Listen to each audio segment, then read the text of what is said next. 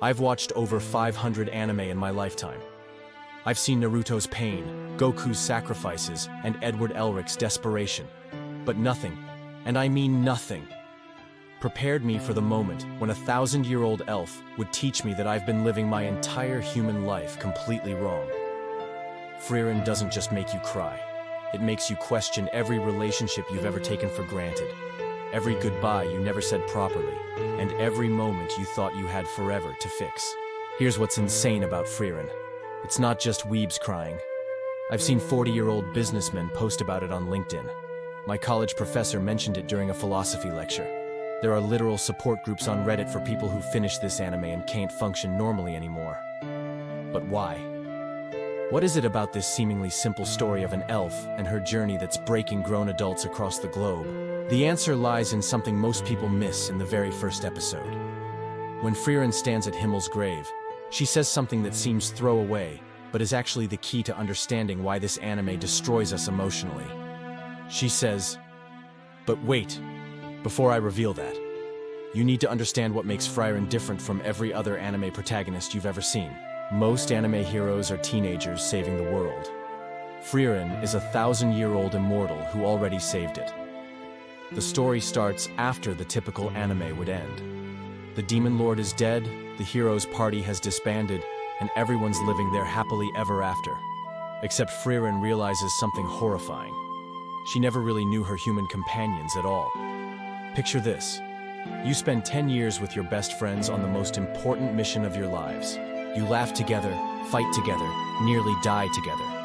Then you split up, promising to meet again someday. For you, someday means maybe next year, maybe in 5 years.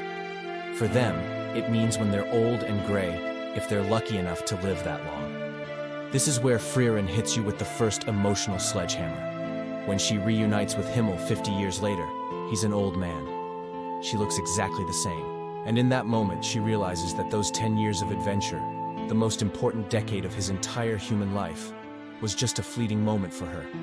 A blink, a Tuesday. But here's where it gets worse. As Himmel is dying, he tells her he wishes they could have talked more. He wishes he could have understood her better, and Frieren, this ancient, powerful mage who can bend reality to her will, is completely powerless to give him more time. She can't go back. She can't fix it. All she can do is promise his grave that she'll learn to understand humans better. Now you might be thinking, okay, that's sad, but why is this making everyone cry? Here's the thing. Frieren's immortality is just a metaphor for something we all experience. How many times have you put off calling that friend? How many times have you assumed you'd have more time with someone? How many relationships have you treated like they're permanent when they're actually fragile and fleeting? The genius of Frieren is that it doesn't lecture you about this. It shows you through the eyes of someone who has all the time in the world, yet still managed to waste it. When Frieren starts her new journey with Fern and Stark, she's not just traveling to the demon realm. She's learning to be present in the moment to pay attention to the people around her before it's too late. But wait, there's something even more devastating that most people miss on their first watch. Remember how I mentioned that thing Frieren says at Himmel's grave? She says, "I should have learned more about you." But if you pay attention to the flashbacks, you realize that Himmel spent those entire 10 years trying to get closer to her, trying to understand her, trying to create memories that would matter to both of them. Every time he posed for a statue, he was trying to create a moment that would last. Every time he went out of his way to solve problems through understanding rather than violence, he was showing her a different way to connect with the world. Himmel wasn't just the hero of their story.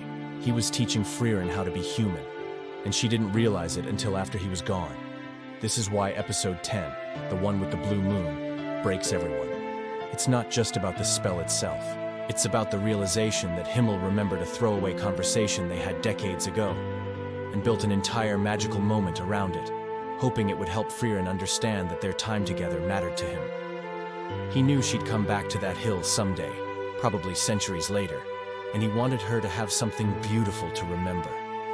The blue moon spell is Himmel's way of saying, "I see you, I understand you, and our friendship was real." It's a message across time from someone who's been dead for decades, proving that human connections can transcend mortality if we put intention behind them. And that's when Frieren and everyone watching realizes the horrible truth. We're all immortal in our own way. We all assume we have infinite time to fix our relationships, to say the things we need to say, to truly know the people we claim to love. But we don't. Time is the one thing we can't magic our way out of. The reason Frieren makes everyone cry isn't because it's sad. It's because it's true. It holds up a mirror and shows us all the ways we're living like we're immortal when we're not.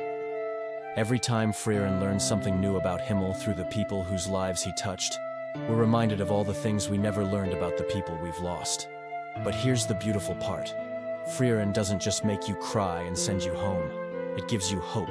Through her journey with Fern and Stark, we see that it's never too late to start paying attention.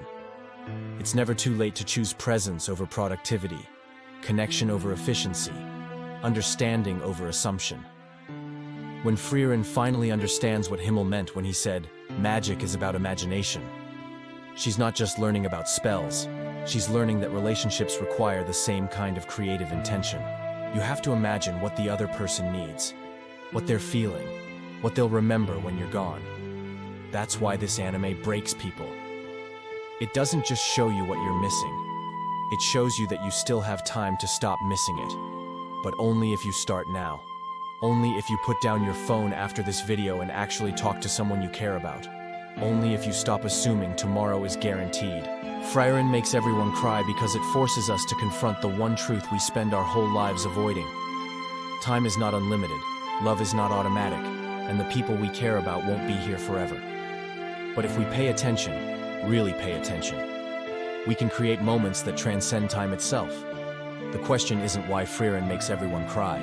The question is, what are you going to do about it? Now, if this video made you want to call someone you haven't talked to in a while, smash that like button and let me know in the comments who you're going to reach out to.